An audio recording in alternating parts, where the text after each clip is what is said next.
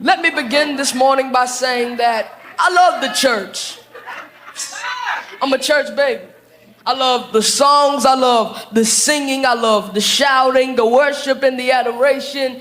It could be CCM, contemporary, traditional. I love it all. But here's the reality. The church that I know is not the church that my parents knew growing up. Now watch this. I see a different church that's emerging. We don't have any reverence for things that draw you near to worship. No stained glass windows, no hymnals. We don't talk in the hushed tones in the sanctuary anymore. We don't have Bibles on the back of pews anymore. How about the fact that churches don't even have pews? No communion table with the 2 chairs. They used to tell you don't touch it. But nowadays, churches are built like theaters and comedy clubs. Everybody gotta have flat screens or huge video screens. Now, Bishop, I'm not talking about y'all.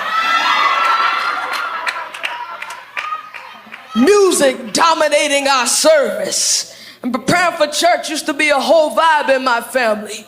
You know, getting your clothes dry clean, getting haircuts, getting your hair done at the beauty salon. But now it's different. People are wearing ripped jeans to church.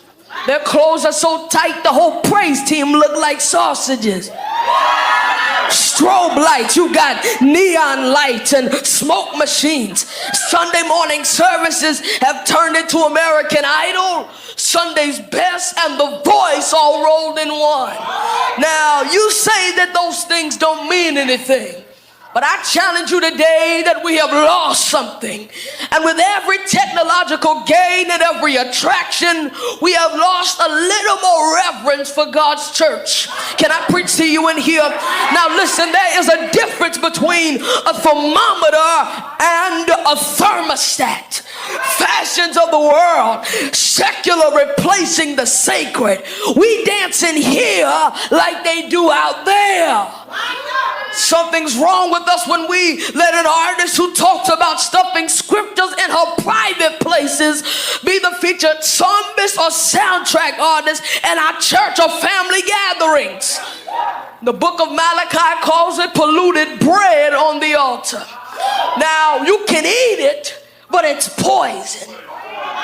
And the Bible said that there's a way that seemeth right unto a man, but the end of that way leads to destruction.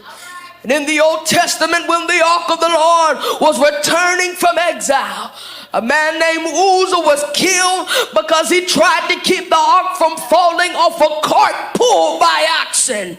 And week after week and Sunday after Sunday, we don't experience the glory in the church because the presence of the Lord is being pulled by people who live like animals, but they want to pull the cart. Now listen, we're good at performing. We're good at being hypocritical. Even the word hypocrite means actor. The problem with us is that we act just to keep people in the seats. We don't see the glory no more because we've turned to tricks to keep the people coming into the church. Now listen, I'm just a young man, but I'm noticing that this is a strange time in the church. Everybody gets offended. Nobody likes to be corrected. Nobody reads their word anymore. Preachers are repeating YouTube sermons. The Bible is not the authority in these so-called Christian churches anymore. These so-called Christians are carrying crystals. They burn sage. They manifest it. They have spirit guides. And we are creating our own theology. And in the meantime, mosques and masjids are growing because somebody really wants a standard. And you got to give it up to the Muslims. They're giving up makeup. They're giving up flashy clothing. They'll stop eating pork. They'll even take off of work for a prayer meeting. And the problem with us is the church has become so preoccupied with accommodating the sinner that we have lost our standard. And the Bible says when there is no standard, the people cast off restraint. That means that we do anything. But here's the problem. When the church aligns itself and makes alliances with the world, she loses her innocence and becomes cheap. The church is losing the power of God. She does not have any powers from within to help the people live right. And the Christian church loses its power when we depart from God and we start relying on the worldly ideas. But we've got to remember that Jesus is the high priest, and only a virgin and pure church can become his bride. James 4 verse 4 says, do you not know that friendship with the world is enmity with God? So whoever therefore wants to be a friend of the world makes himself an enemy of God. Now make no mistake about it. The church don't belong to us. The church is Jesus' bride. She is the wife of Christ. And when we admire a man and when we respect him or appreciate him and reverence him, we are careful on what we say about his wife. Listen, I was talking to my father the other day and he said, son, there are 4 things that you don't mess with when it comes to a man.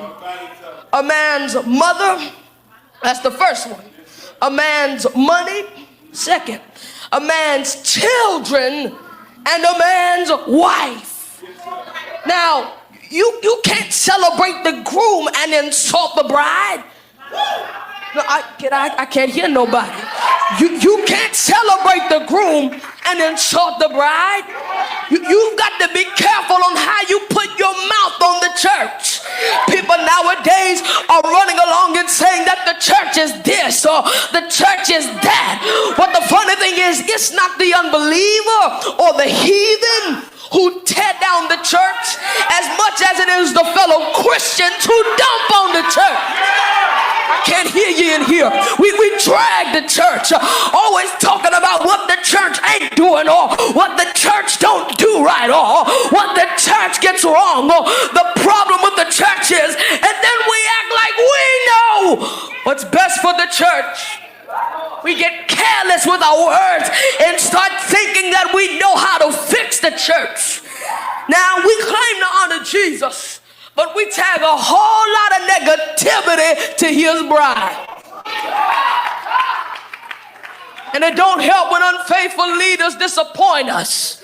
Now, let's be honest. Some ministries hurt us, but God is saying that the church is still mine. He said that the church is his bride.